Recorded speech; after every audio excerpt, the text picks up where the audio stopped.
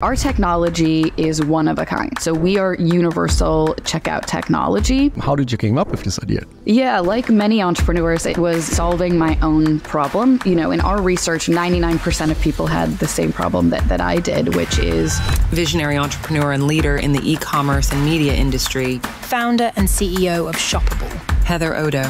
They use Shoppable's technology to basically embed buy buttons into their content where they can sell products from name brands, top retailers on their site, or they talk about products in their articles, but they don't want to actually hold the inventory and be a full e-commerce business. When you're building out a company from the ground up, it's so important that everybody is aligned in the vision, but in the strategy. And part of that goes back to a lot of those early decisions that you make in how you're building things.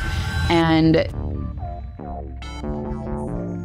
today I'm talking to Heather Udo, and she's a visionary entrepreneur, leader in the e-commerce field, and 15 years experience in creating and scaling innovative digital solutions. She's the founder and CEO of Shoppable. And Shoppable basically is an organization which improves the technology around the checkout process. So we will learn today what this actually means, and also how Heather grew her business, how she founded it, and how she's working with 2 assistants now to basically grow her organization. Heather, welcome to the show. Hi, Sebastian. Thank you so much for having me. I'm excited to be here. Yeah, well, we just had a quick pre-chat. You are based in New York, and you are a coach of startup founders. You are an entrepreneur. So we have a lot of things in common. But before we start, I really would like to understand, what is Shoppable actually doing? So how do we improve the checkout process for online stores? Yeah, our technology is one of a kind. So it always takes a minute to help people understand what the technology does. So we are universal checkout technology, which essentially allows a company of any type, whether it's a publisher or a media company or some type of brand or advertiser or an influencer, any type of company like that wants to sell products on their site, or they talk about products in their articles, but they don't want to actually hold the inventory and be a full e-commerce business. So they use Shoppable's technology to basically embed buy buttons into their content where they can sell products from name brands, from top retailers, and they can actually help their shoppers complete a purchase from within their owned environment. So if you're familiar, or listeners are familiar with affiliate marketing, we are kind of an evolution on affiliate marketing, where affiliate marketing would be used by the same type of customers that we work with at Shoppable. But instead of, an affiliate experience that forwards that shopper to a bunch of different websites to then go check the pricing and the inventory and complete purchases, Shoppable's checkout is embedded in that same experience where the shopper discovered new products, where they were reading about those products, and now they can purchase those products in that environment if they decide to do so. And then on the back end, Shoppable is taking in that shopper data, and then we are routing it to, the largest global retailers out there. I mean, we work with Amazon, we work with Walmart, we work with Saks Fifth Avenue, Bloomingdale's, Sephora, you name it. So basically, I can have my own online store on my website without investing in all the heavy infrastructure and technology. I can leverage existing retailers and use their services to sell whatever I want to sell. Exactly. On my website. Yeah. Exactly. Let's say you had an affinity for sneakers and you wanted to launch a shop within your site, a sneaker shop.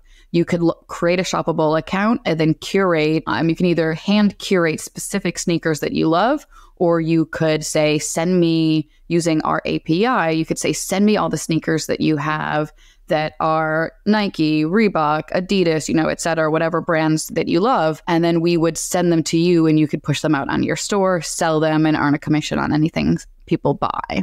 So use cases like that. Talk about sneakers. My son, he's 14. He loves sneakers. He is always saying, hey, Daddy, we need to do reselling of sneakers, And then he already bought sneakers and tried to sell it again, but he couldn't find any customer. Yeah. Now we have them at home, We have an additional few pair of sneakers.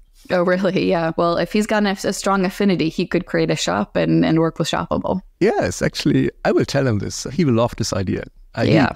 He's really into shoes and sneakers, and he also wanted to design his own fashion label. You know, he was always sitting on his iPad and drawing logos and stuff. And look at this, and he's very creative. So that's cool. And he already has his first Shopify store. You know, where he's trying to sell certain things. Oh, that's awesome. Well, he can, the flip side of Shoppable. So I talked about the distribution side for us as, you know, our technology is used by a lot of different types of companies that want to put it on their site. But for anyone that has, you know, is a direct to consumer brand. So say your son has a shop on Shopify, anyone listening, if they are representing a direct to consumer brand or a retailer, they can be a official merchant partner of Shoppable, which there's no cost to do, but they would integrate their products into Shoppable's technology. We would pull in their products to our catalog. So that way, all of our partners that are curating products or pulling from the catalog can pull and promote their products. And then they only pay a commission to those individuals if they make a sale. So it's really risk-free for brands to work with us, which is pretty cool. It's a very unique idea. You've probably asked this question many times. How did you came up with this idea? Yeah, like many entrepreneurs, it was, you know, I'm solving my own problem. You know, in our research, 99% of people had the same problem that I did, which is we are, as consumers, we're all discovering amazing products all around us, from in person to watching TV, social media, Pinterest, publishing sites, etc. There's great products all around us. And what experience happened to me so many times that I ended up creating a whole business around it, which is discovering great products and not being able to purchase it. And then having to have the very frustrating experience of I was in particular going from shopping for home decor products when I moved into a new apartment and wanted to make this blank apartment feel like a home. So I was looking for home decor products, but I didn't want to start on a brand website. I wanted inspirational photos. So I was going from different interior design websites and coming across great products. I'm like, okay, that photo, I love, you know, the rug and the sofa and the throw pillow, but then you can buy it. So that would lead me to then go, okay, let me go to Google, try to describe what the product looks like, you know, and try to track it down that way. But usually that ended in a dead end, right? Uh-huh. Or, you know, it felt like too much effort. I've been there. Yeah, we've all been there. And then half the time, consumers will just abandon that process. Like, we set out wanting to buy something, we set out wanting to purchase it.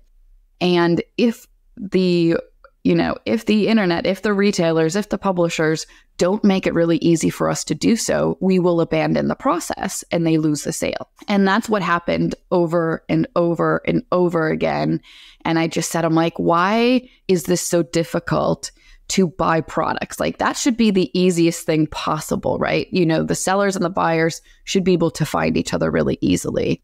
And what I realized was there was no real technology that made it really easy and seamless for consumers to do that. So that's really where I set out and thought, if it, you know, in the early stages was, is this even possible? But if I could go out and form relationships with the biggest retailers, the biggest brands that are out there, and I could basically combine all of their digital inventory into a single solution and then create a new form of checkout that is essentially a universal checkout, and it's a universal shopping experience where we take their checkout, we take their products, and then we distribute it out to all of the different places that people can potentially come across their products.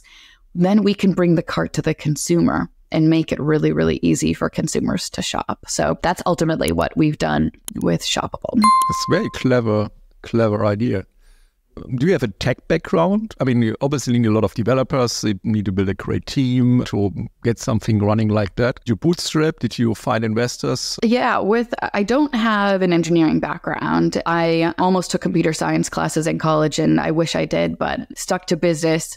But I did join the founding team of a startup just before graduating college. And that experience, you know, I literally joined the company when it was an idea and a PowerPoint. There was nothing built. There was a founder, and he had his head of product, and he had a head of operations, and that was it. So then it was 3 executives and me, someone that didn't quite have their college degree at that point in time. So that meant that I was doing all the grunt work at anything and everything I possibly could. And that experience, although I didn't do any engineering, they found an engineer to do that. I got to work, because it was such a small startup, I got to work across really the full business. And doing that, I worked really closely with our head of engineering on a number of different products, including kind of this operational lead gen fraud system that we built out. I was the main in-house user of it. So I worked with him on the user experience and the product functionality and understanding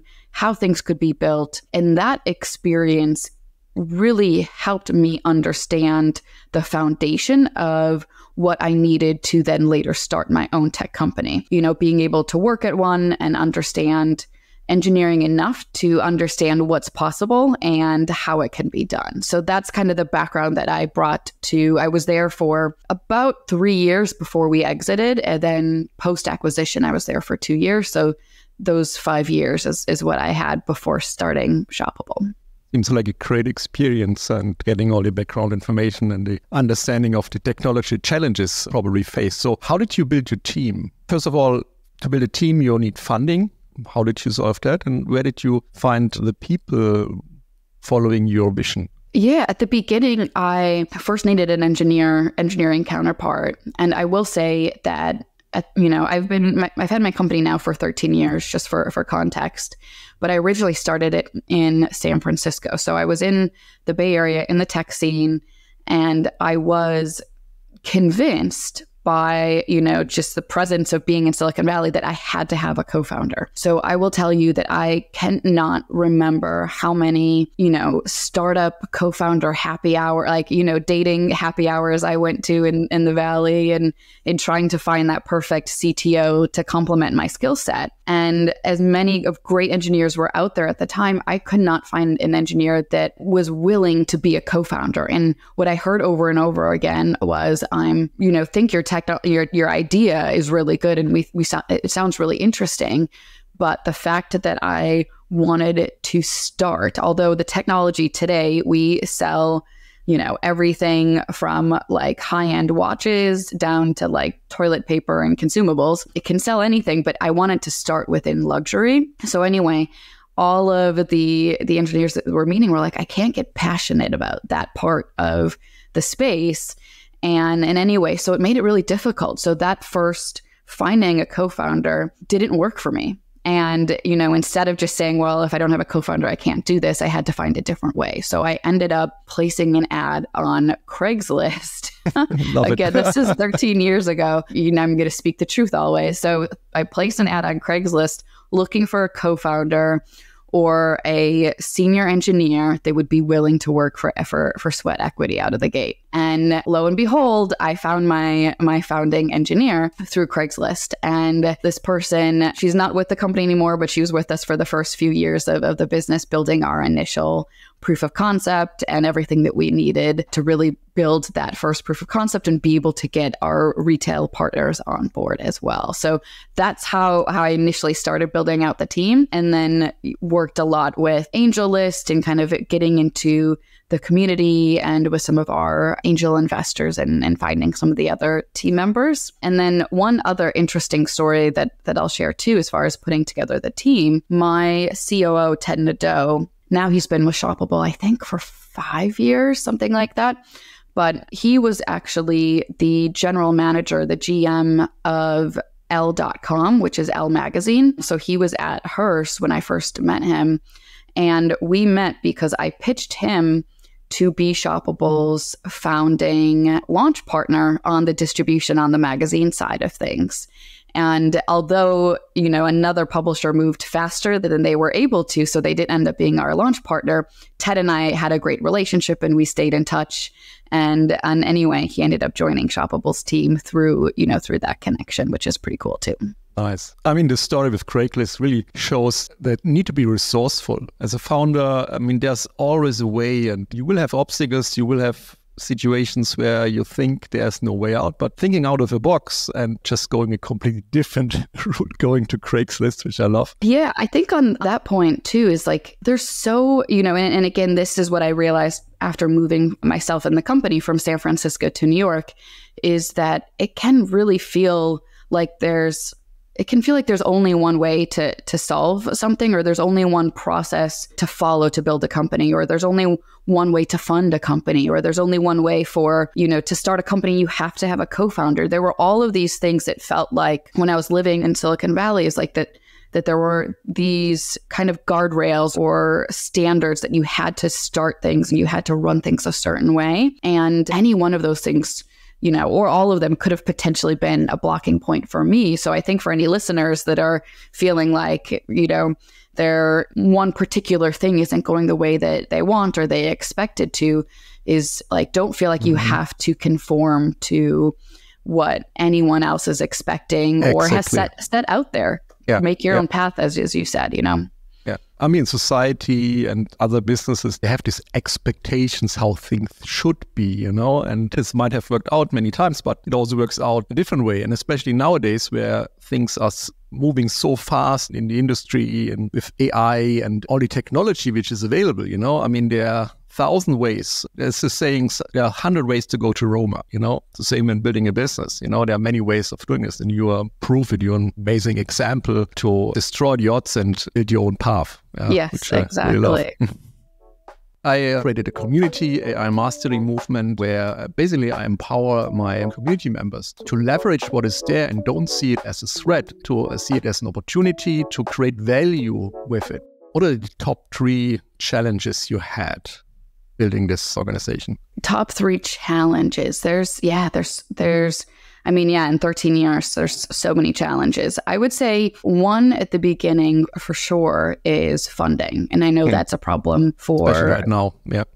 Yeah, right now, for sure. Last year was a very tough year for a lot of companies. But we're optimistic 2024 is going to turn the corner for everyone. But yeah, funding was, I would say, easily one of our biggest challenges. And again, I did not follow a normal path whatsoever. So when I was leaving San Francisco, we had an offer for seed funding, but they told us we had to stay in the Bay Area to get that funding. And I was at a point in my business where I felt very, very strongly that my business needed to be based in New York. And because we needed partnerships on both sides of it. So anyway, I ended up turning that down because I felt like if we stayed there, we'd have the funding, but we would have a difficult time getting the partnerships at that point in time. So that meant that I, moved myself in the business to New York with no money. So again, not doing things in a normal way. But what we ended up doing was, I had this other engineer that was working at the company with myself at the time.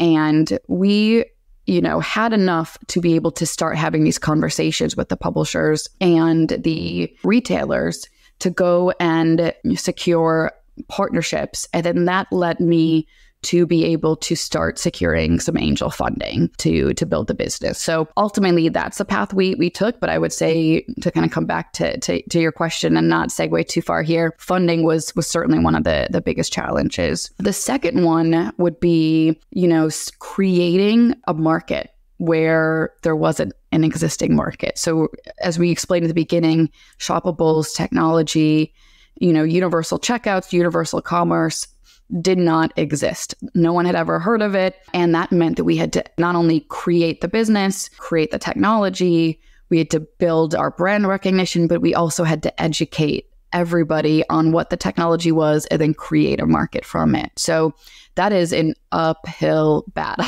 Oh, yes, I can imagine.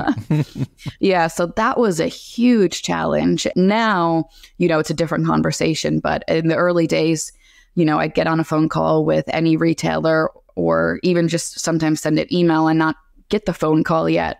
And I get a response saying, oh, we don't operate that way, or our business doesn't work that way, or we don't do that. So every time I'm like, I know, but you will.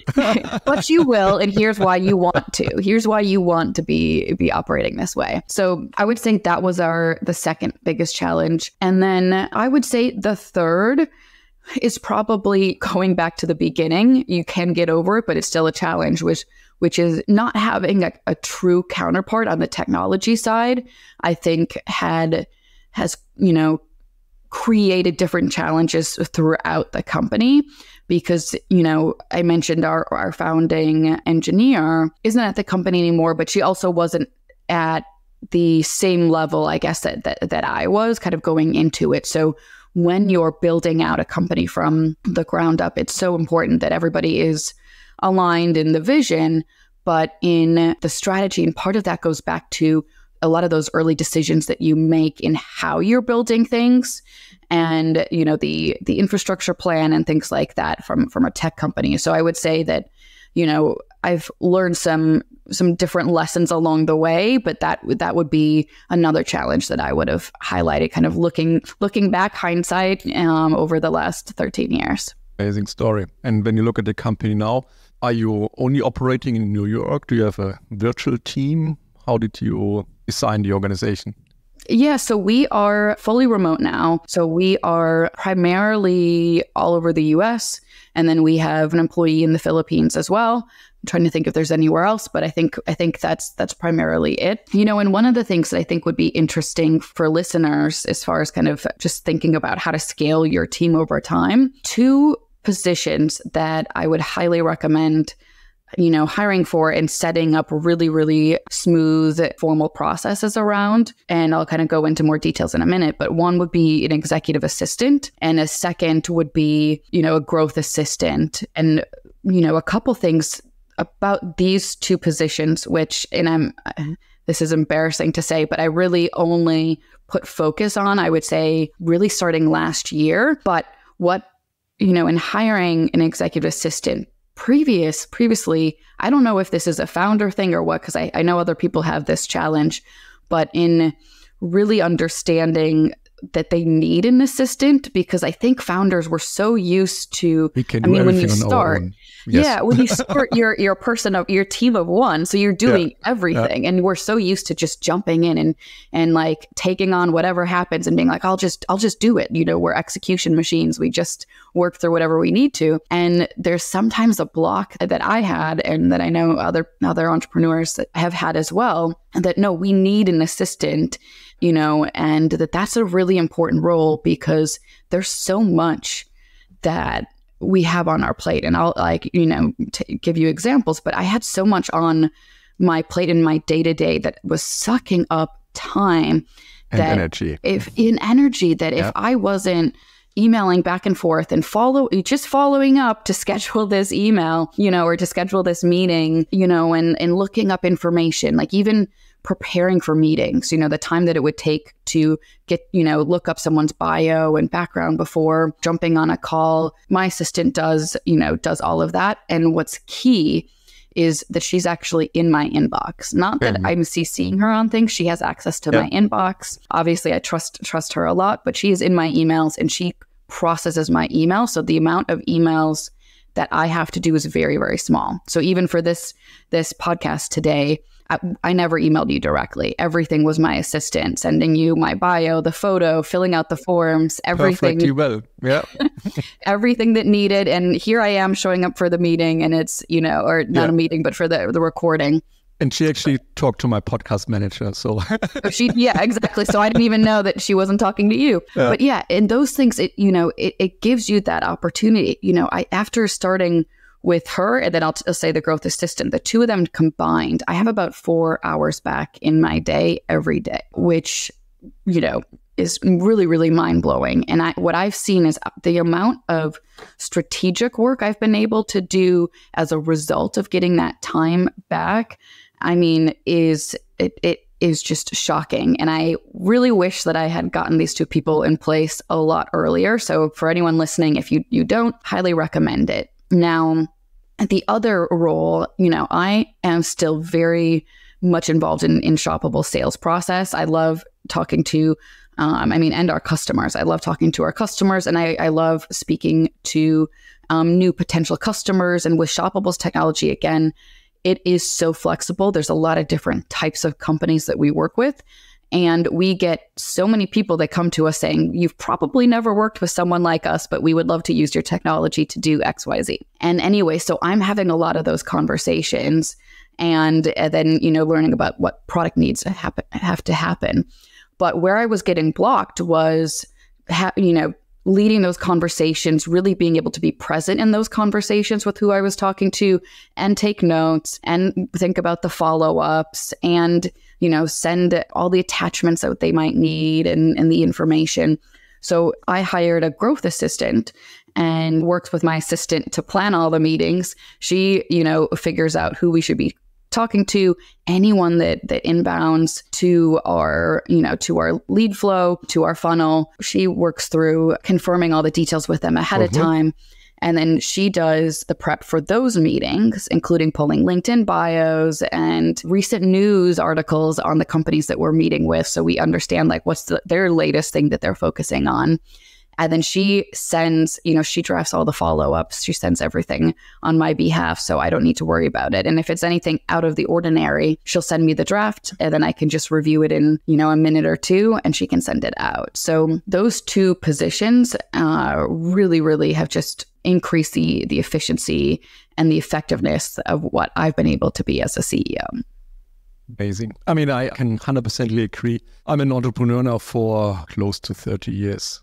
Yeah. I mean, in the beginning, I was wearing all the hats on my own, doing everything and delivering the service, writing the invoice, doing the acquisition. Once I really learned, hey, I need to let go. I need to give tasks to someone else. Hiring an assistant really changed my life. And since then, I always have people, and I also have a team. I have an executive assistant, but also have a podcast manager, someone who's managing all the conversations, bookings, and it is a fantastic support. And it frees your mind, and you're completely right. It leaves so much time for creativity, but even for things like go for a walk or rejuvenation. This is important as an entrepreneur. You're also allowed to enjoy yourself throughout the day, That too. It is important to spark some creative processes, and love it. How do you see the company developing? I mean, what is your plan for 2024? Yeah, so 2024 for us, we are really focused on a lot of channel partnerships. Essentially,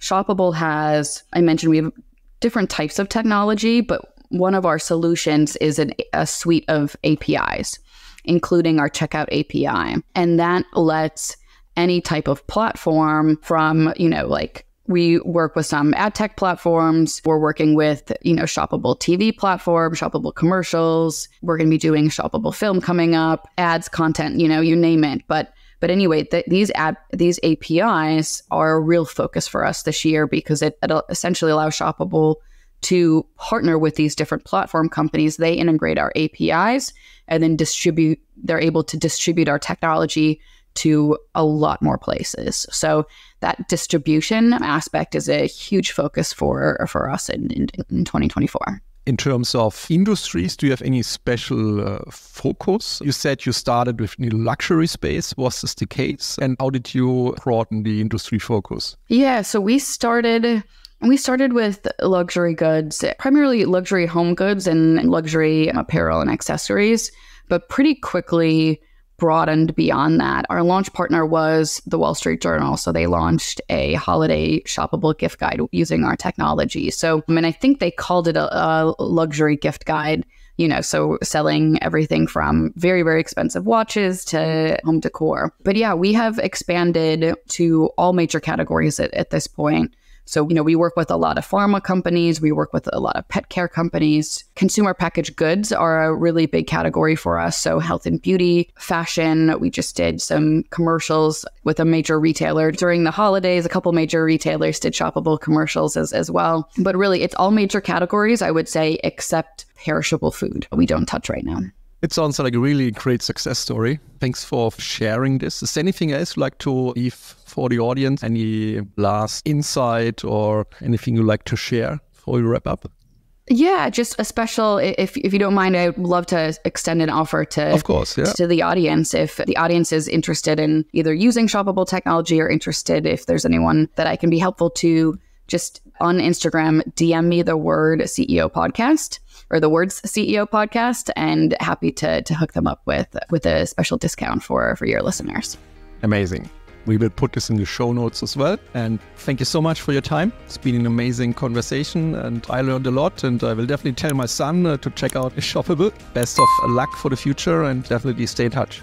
Thank you, Sebastian. It was a pleasure speaking with you today. Thank you.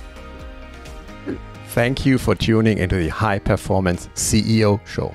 I'm your host, Sebastian Schieke, and it's been a pleasure serving you. Please subscribe to our show on your favorite platform and leave us a review. Your support helps us reach more listeners and create a bigger impact. Check out our website, sebastianschieke.com, for additional resources. Until next time, be bold, be exceptional, be outstanding, be a leader.